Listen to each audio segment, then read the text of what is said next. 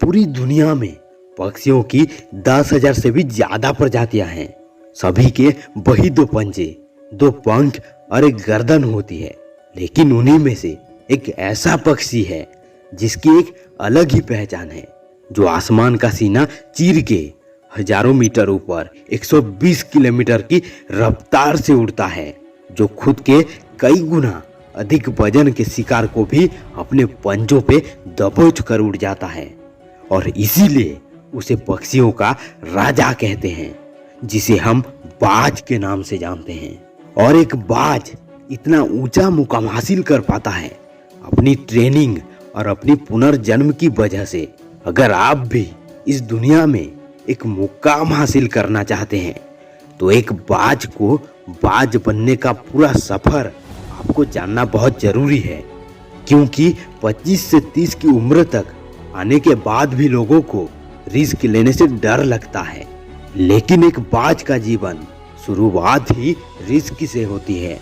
जिस उम्र में बाकी पक्षियों के बच्चे सिर्फ ची ची करना सीखते हैं, उस उम्र में एक बाज अपने बच्चों को पंजों में दबोचकर हजारों मीटर आसमान की ऊंचाइयों में उड़ जाती है, उसे ये बताने के लिए कि तेरा जन्म आसमान का सीना चीर के सबसे ऊपर उड़ने के लिए हुआ है।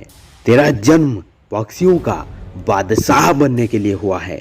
जमीन से हजारों मीटर ऊपर ले जाकर बाज अपने पंजों से उसे छोड़ देती है, और यही से शुरू होती है उसकी हाई रिस्क ट्रेनिंग। वो चूजा जमीन की तरफ तेजी से गिरने लगता है। थोड़ा नीचे आता है तो उसके पंख खुलने लगते हैं। नीचे आते आते वो अपनी पंख फड़फड़ाने लगता है, लेकिन वो अभी तक उड़ना नहीं सीखा है। वो जमीन से कुछ ही ऊपर होता है। ऐसा लगता है कि कुछ ही सेकंड में उसका जीवन समाप्त हो जाएगा। लेकिन अचानक एक पंजा उसे अपने गिरफ्त में ले लेता है और वापस आसमान में उड़ जाता है। वो पंजा होता है उसकी माँ का, जो उसके पीछे उड़ रही थी। उसकी ये ट्रेनिंग तब तक चलती रहती है जब तक वो उड़ना सीख नहीं जाती। इतनी हाई रिस्क ट्रेनिंग होने के बाद इस दुनिया को एक बाज मिलता है।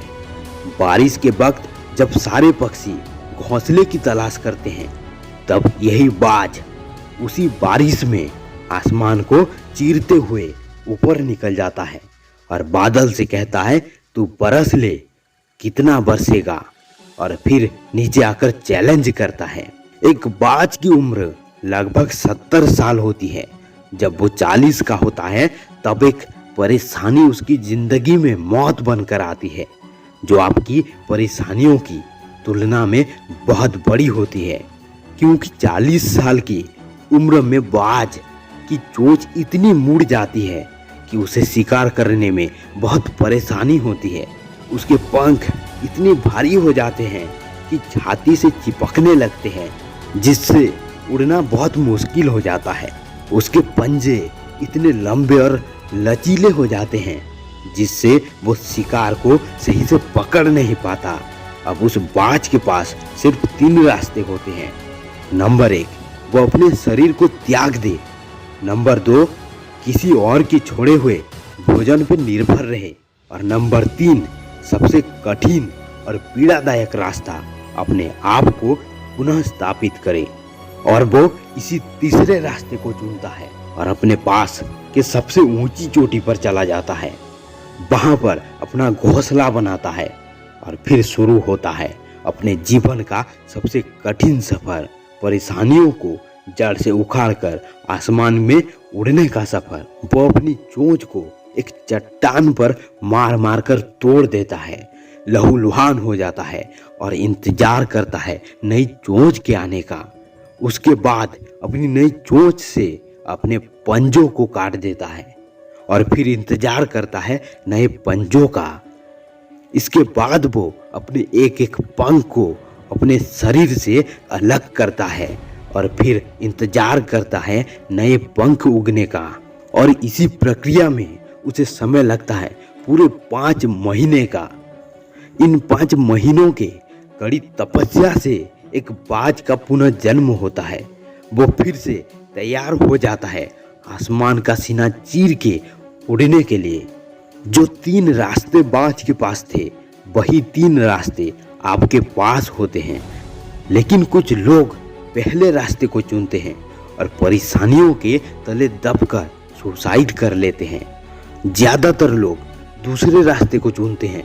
वो परेशानियों का बोझ पड़ते ही अपनी लक्ष्य को छोड़कर एक नॉर्मल लाइफ जीने लगते हैं। और कुछ लोग होते हैं जो इस परेशानियों को लात मारकर अपनी मेहनत के दम पर बाज की तरह आसमान की बुलंदियों को छूने लगते हैं। दोस्तों, बाज की ये ट्रेनिंग हमें बहुत बड़ी सीख देती है कि अगर रिस्क लेना पड़े तो लो। अपने फील्ड में अपने आप को इतना ट्रेंड कर लो कि उस फील्ड में आपसे ऊपर उड़ने के बारे में सोचकर लोगों के पसीने छूट जाएं। तभी आप अपने फील्ड के बादशाह बन जाओगे।